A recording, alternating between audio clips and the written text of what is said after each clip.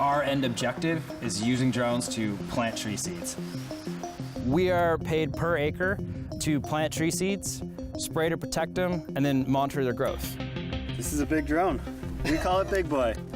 So we have one drone, 8 feet right here, 3 gallons payload. Imagine 15 of those on this road right here. That's how we see us able to address a large forestry unit, both for spraying as well as planting in the future. It's a high-powered paintball gun, essentially. It's pressure, air pressure pneumatics firing a tree seed capsule into the ground. Right now, forestry companies, they spend millions recruiting the labor to go out there and plant trees. A good tree planter can replant somewhere between 800 trees a day, which is about 2 acres. One person with 15 drones could do the equivalent of 360 manual labor hours of tree planting or spraying in a day. We use a seed, so there's no nursery, there's no need for a refrigerated supply chain, and it's not an issue for us to put 80 to 200 different species into the hopper and then spray them all over the ground. We are already in beta as far as a software platform that allows one operator to manage 15 drones simultaneously. And then that takes us into a whole game changer as far as the economics of reforestation, which is what we're super excited about. Scientists trained this rat to drive a little car, and they discovered that it helps the rat relax.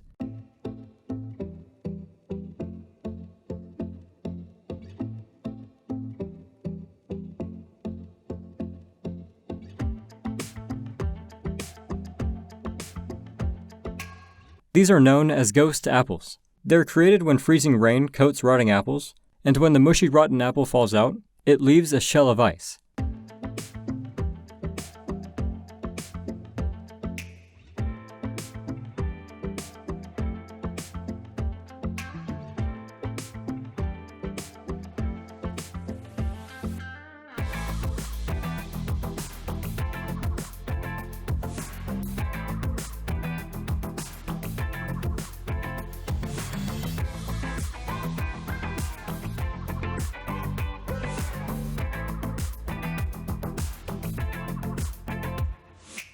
You can use your thumb to catch fish.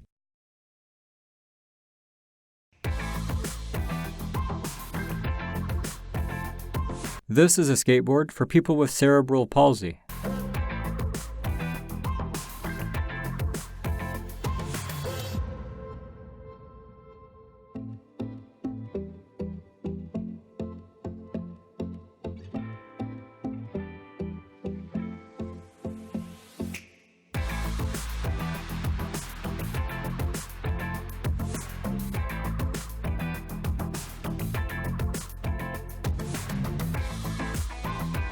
This is a vintage touch tip lighter.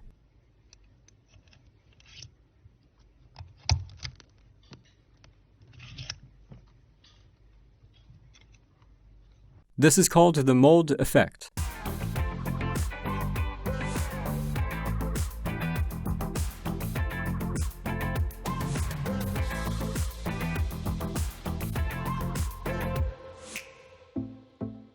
This is a tool that allows you to strip bottles down for rope fibers.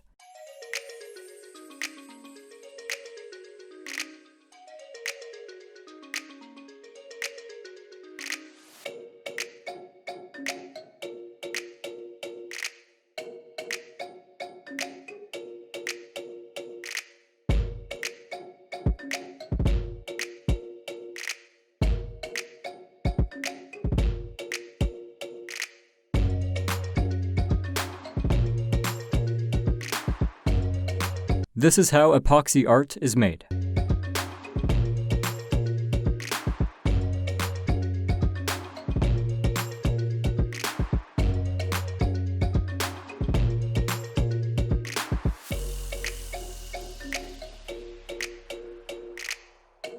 This is the new women's speed climbing world record.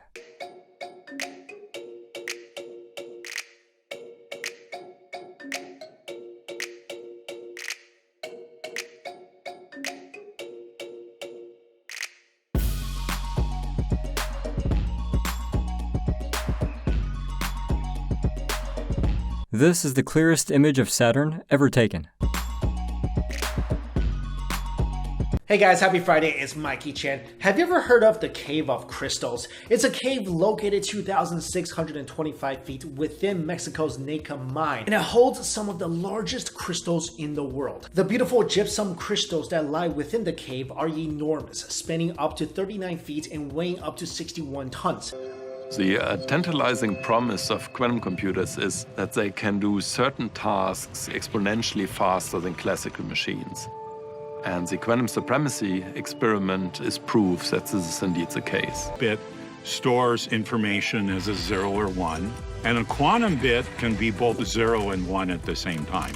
If you have 2 quantum bits, then there are 4 possible states that you can put in superposition. With 3 qubits, it's 8, 4 qubits, it's 16. It grows exponentially.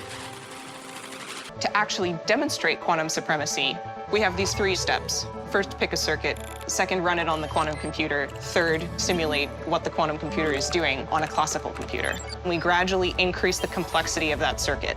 At some point, it becomes completely impossible for the classical computer to keep up. The processor that achieved quantum supremacy is called the Sycamore processor.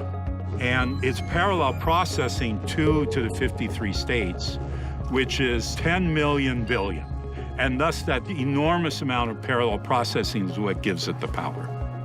When we run small chunks of the computation in the largest supercomputer in the world, our estimate is that it will take thousands of years to complete the full computation. Harvesting happens between September and October, when the bogs are filled with a couple inches of water. A berry picking machine drives into the bog and churns up the vines to knock the berries off. Because cranberries have 4 air pockets inside, they float to the surface of the water. We try to use Mother Nature as much as we can and the wind, and in a lot of cases the cranberries will be pushed to one area of the bog, and that's the area we use to take the cranberries off. A couple more inches of water are added to the bog, and this is where you've probably seen images of farmers thigh-deep in cranberry water. Dressed in waders, farmers maneuver what's called a boom to corral the berries into one corner of the bog. They then rake all the berries into vacuums that suck them up into the backs of trucks. The trucks are sent off to the ocean spray processing plants where they're unloaded. Those berries can become one of 1,000 different products, ranging from juices to dried cranberries to, of course, cranberry sauce. Each year, ocean spray facilities produce about 88 million cans of cranberry sauce and 223 million bottles of juice. Their products are sold in stores across 100 different countries. This moose likes to eat pumpkins.